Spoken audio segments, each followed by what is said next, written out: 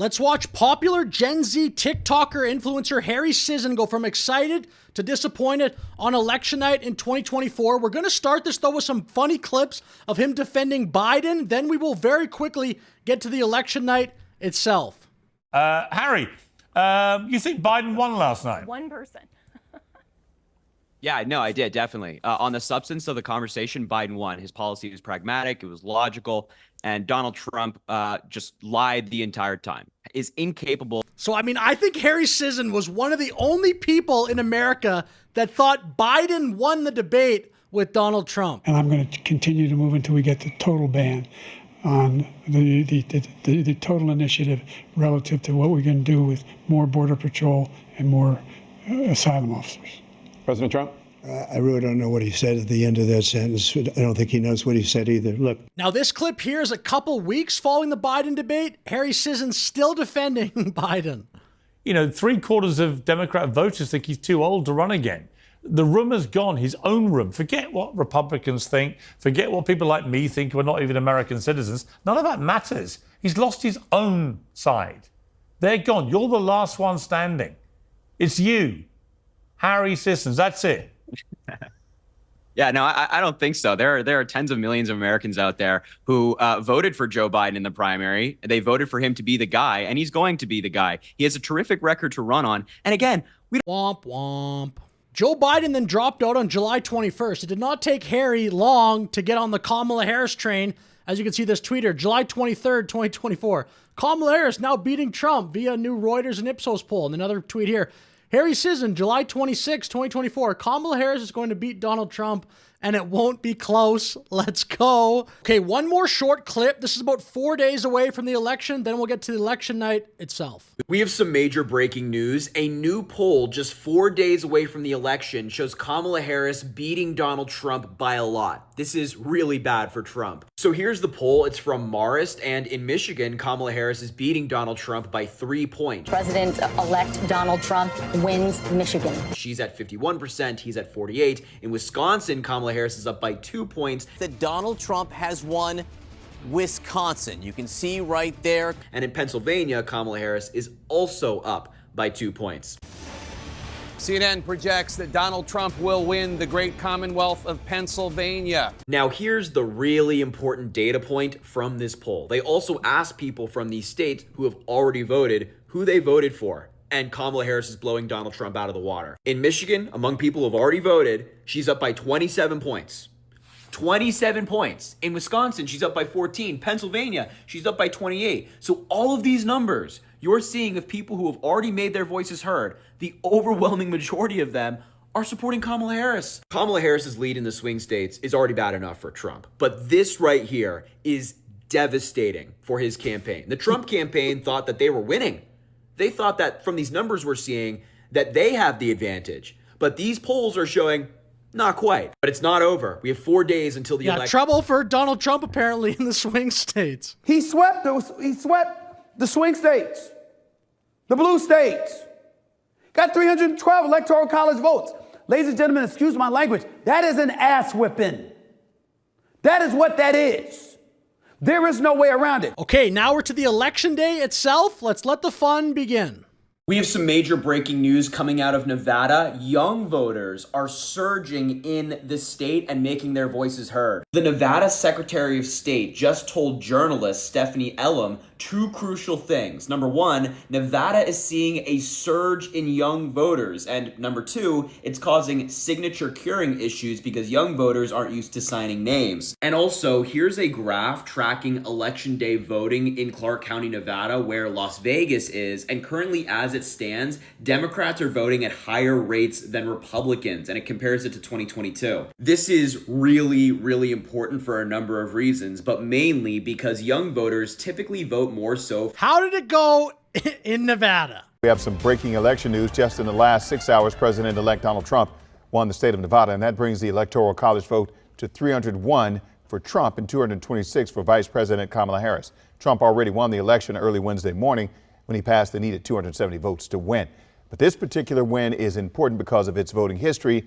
Nevada is a state that's voted Democratic for the past 4 presidential election. And the next number of posts I'll bring up here are all Harry Sisson on election day. We have some major breaking news. NBC just released an exit poll they did of voters around the country asking them what their top issues are, and this is pretty bad for Donald Trump. So interestingly, the most important issue for voters is the state of democracy. 36% said it was that. Then it was the economy at 30%, reproductive rights at 14%, immigration at 11%, foreign policy at 4%, and then there was a little bit of other. And this is bad news for Donald Trump for a couple of reasons. Number one, Kamala Harris talks about all of these issues more than Donald Trump does. You know, he's kind of out there talking about Hannibal Lecter and stuff. He's not really focused on it. And the second thing is, she's just... That's the first thing you get, that he talks about those issues more. I don't even know what that means. I just found that very funny.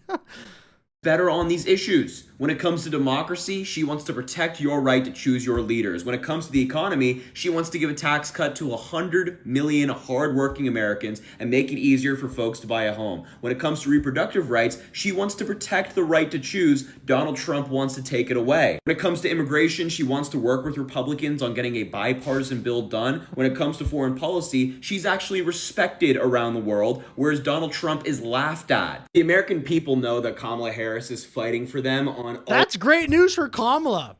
She sweeps that entire circle there. Every issue, Kamala apparently is better than Donald Trump. I never knew that. We have some major breaking news. Reuters is reporting that Philadelphia will surpass its 2020 voter turnout by a lot. With 2/3 of the vote in Philadelphia now, it's 77-21. Well, that looks terrible, but compare that to 2020 and look at that. Trump is running 3.5 points better in Philadelphia than he did in 2020. Harris now 4 points off the Biden number. There is more mail to come, more vote by mail to come in Philadelphia. That will be a boost to Harris, but there's also more same-day vote to come, and you can see Trump is running above his 2020 levels there. So where this lands, the Trump campaign's goal in Philadelphia, is basically get that Biden number under 80%. So far, they're on course to do that. Reuters reporter Jarrett Renshaw talked about this earlier today, saying sources tell me that the Philadelphia vote total will surpass 2020 totals. Some precincts will go as high as 150% of 2020 totals. This is exactly what the Harris campaign and all of us have been looking for. High voter turnout in blue areas is crucial to win these states. We have some major breaking news. The Harris campaign just released information on voter turnout in Pennsylvania, and once again, this is terrible news for Donald Trump. So here are the new details from Pennsylvania. The Harris campaign is seeing high Puerto Rican turnout in Philadelphia, and this comes after one of Donald Trump's buddies called Puerto Rico garbage at his one of his buddies. Trump and Tony Hinchcliffe are buddies, apparently. We have this big event at Madison Square Garden. It went on for hours. I was told and made aware that you had no idea about this comedian who made comments. I have no idea who he is. Somebody said there was a comedian that joked about Puerto Rico or something, and I have no idea who he was. Never saw him, never heard of him, and don't want to hear of him. But I have no idea. They put a comedian in, which everybody does. You throw comedians in. You don't vet them and go crazy. It's nobody's fault. Square Garden rally. As of midday, the 3 wards that contain the highest concentration of Puerto Rican registered voters in the city were already at 79% of total 2020 turnout, meaning it's looking incredibly likely that they will surpass this total by a lot. Harris is getting in Pennsylvania 58% of the Latino vote, again, 6% of the electorate, to Donald Trump's 41%. That's a 17-point advantage. But 4 years ago, Biden beat Trump with Latinos in Pennsylvania by 42 points. So that is a huge movement for Trump in narrowing that gap. Major breaking news. Polls have closed in the swing state of Georgia, and we already have some results coming in. So as of now, only 9% of the votes have been counted. This is what we have been waiting for. Can now project that former President Donald Trump will win Georgia. So I don't know the exact time in the night here, but here he comments on positive signs apparently for Kamala in the swing states. Kamala Harris and her campaign have multiple very positive signs in swing states around the country that they feel will deliver the presidency to Kamala Harris, and I just want to share some of that with you. So there is some slightly higher than expected support in early vote from suburban Georgia, and currently Kamala Harris is outperforming President Biden in 2020 in Douglas and Rockdale counties. There so far is no rural surge for Trump. And then go down to North Carolina, there are long lines that remain at 2 UNC campuses and favorable additional late arriving mail-in ballots, and there are long lines at Michigan and colleges around the swing state of Michigan. So these are all very good. In all of these swing states, people are still voting. And remember, if you are... Those are such cherry picks.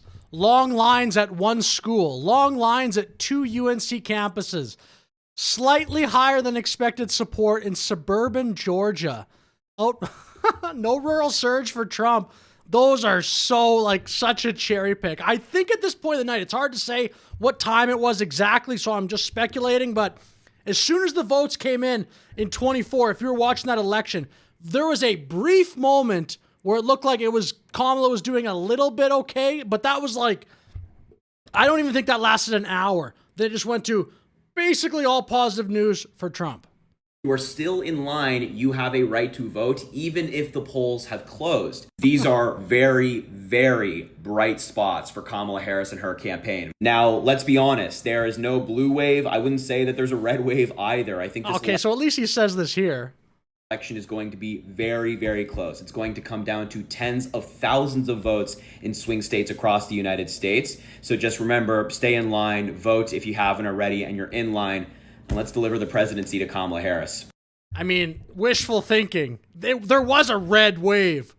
Trump won every swing state. I mean, I don't need to go through it all, but Trump won by a lot. Okay, what I'm about to say is pretty nitpicky, but I'm going to say it because it's interesting.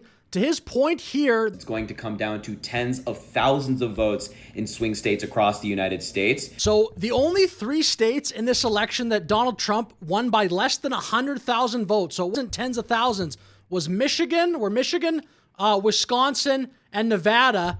Even if those 3 would have went to Kamala, the ones he did not win by at least 100,000 votes, he still would have won. So, I mean, the 2024 election, it wasn't like a Reagan landslide, Ronald Reagan in 1984, but it was not particularly close of an election. We have some major breaking news. The state of North Carolina has been called for Donald Trump. The race was just called moments ago by the Associated Press and reported by the New York Times. Obviously, Democrats would have loved to win the state of North Carolina. It would have made our lives a lot easier, but it's not a state that Kamala Harris needed to win to get to the presidency. It is, however, a state that Donald Trump needed to win to get to the presidency. However, all the other swing states are still up in the air. Pennsylvania, Michigan, Wisconsin, states like that are still counting votes, and there's still a lot of outstanding votes, especially in Democratic areas. So it's not abundantly clear whether we'll know more about these states tonight or possibly early tomorrow in the afternoon, but keep your fingers crossed. There's still a lot of hope out there. Still a lot of good signs for... No, there isn't. No, that's there's not a lot of hope out there if you're a Democrat at this point in the night. When North Carolina was called for Trump, he had overwhelming odds to win the entire election. And here is the very next post. Kamala Harris's campaign has put out a statement on what they're seeing around the country, and I wanted to share it with you. Jen O'Malley Dillon, who's one... Do you remember this statement? The memo essentially says, Jake, that the returns are coming in slowly. They still see their path, but that path is largely going to be through the blue wall, as Jeff and I were just discussing. And here is the very next post after that one. As you can see, the little title here in blue, America failed women tonight, apparently. So the election between Donald Trump and Kamala Harris has not been called yet. We do not know who the winner is, but it is pointing in one direction. And it's not final, but I just wanted to say that America failed women tonight, primarily. Trump has insulted women, berated them, has been found liable in court for assaulting a woman, and he took women's reproductive rights away. And instead of standing up to that, people voted for it. And this is so cringe. And we failed our daughters, our mothers. I can't tell if this is just all one big virtue signal or if he actually means what he's saying. We failed women. Like, for what about the other 50% of the country? But I don't know. Let me know in the comments if you want. Do you think this is a virtue signal, or do you think he actually means what he's saying? I actually don't know. Our sisters, our wives, tonight, America failed them. We failed them. Again, that's just an absurd thing to be saying. Like, when the election's over, you're just focusing on the 50% of the country. A lot of women, by the way, voted, obviously, for Trump. So I hope all of you do what I did last week. Vote Trump. This message just does not make any sense to me. I do not understand it. Unfortunately, the reality of the situation. So I'm sorry to everybody out there who will be impacted by what may come. Anyway, with that said, I'm going to finish the video, but thank you very much for watching. Like and subscribe, leave a comment. I will see you in the next video.